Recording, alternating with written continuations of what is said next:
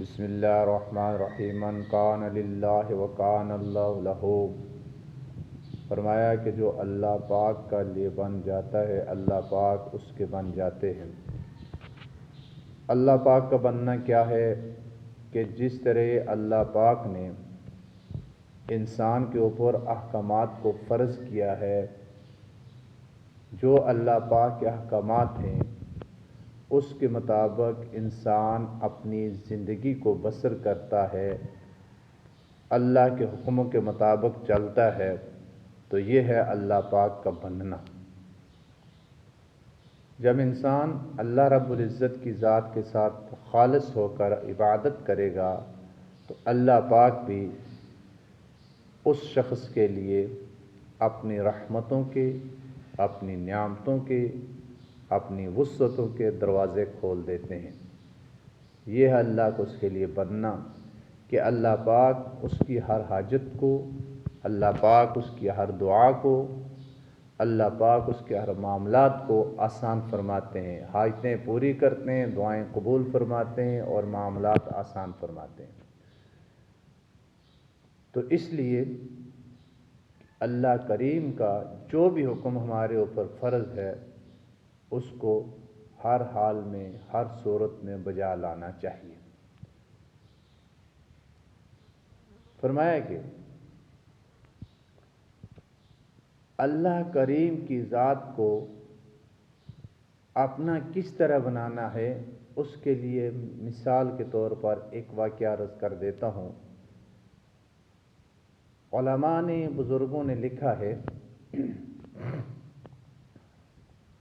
کہ ایک بادشاہ تھا، تو اس بادشاہ نے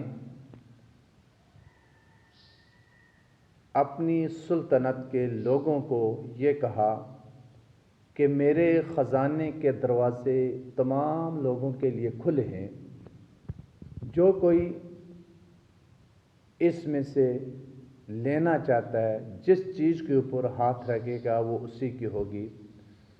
اب سارے وزیر مشیر آگے، لوگ آگے، کسی نے سونے پر ہاتھ رکھا، کسی نے جواہرات پر ہاتھ رکھا، کسی نے ہیروں پر ہاتھ رکھا، کسی نے کرنسی پر ہاتھ رکھا، مختلف چیزوں پر ہاتھ رکھا، لیکن ایک باندی تھی جو کھڑی تھی، کوئی چیز بھی نہیں لے رہی۔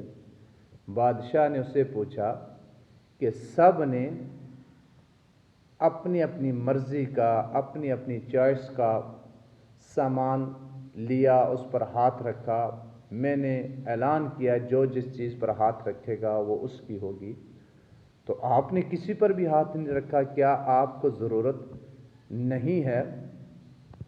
تو اس باندی نے، جب بادشاہ نے یہ بات کی تو اس باندی نے یہ کام کیا کہ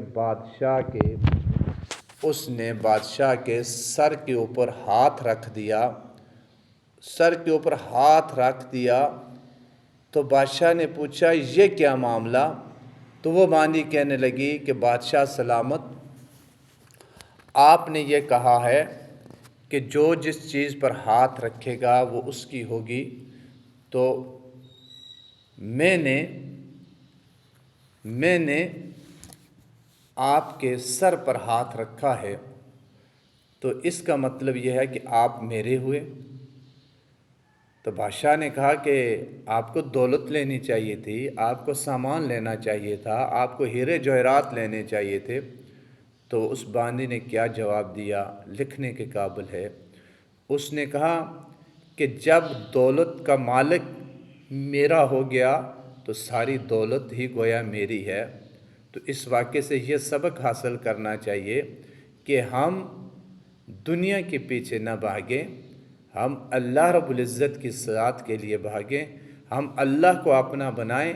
جب اللہ پاک ہمارے بن جائیں گے پھر دنیا کی ہر چیز ہماری ہو جائے گی، کیونکہ دنیا کی ہر چیز اللہ کی ملکیت ہے، اللہ کے قبضے میں ہے، اللہ رب العزت کی ذات کی، اللہ رب العزت کی ہے۔